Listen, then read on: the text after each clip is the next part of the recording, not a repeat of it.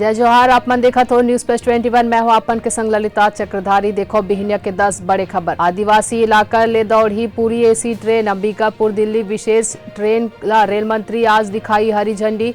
CM Boolean सामान्य express हो जाही तो सुविधा होही। प्लेन में पैसेंजर के तरह पहुंची राष्ट्रपति चुनाव के मतपेटी। बिजनेस क्लास में बुक कराए गए सीट। मतदान बर विशेष पेन घलो आइस। I2U2 के पहली शिखर सम्मेलन में पीएम मोदी आज ली हिस्सा। वाराणसी में ज्ञानवापी और सिंगार मामला में सुनवाई आज घलो जारी रही। कोरोना के 20,000 ले ज्यादा नवा केस आइस सामने। 38 के हुई मौत। कुमार विश्वास के सुरक्षा गृह मंत्रालय है बढ़ाइस। Y+ कैटेगरी के सुरक्षा दिस। गुजरात के नवसारी के वासंदा में बादल फटे जैसे हालात।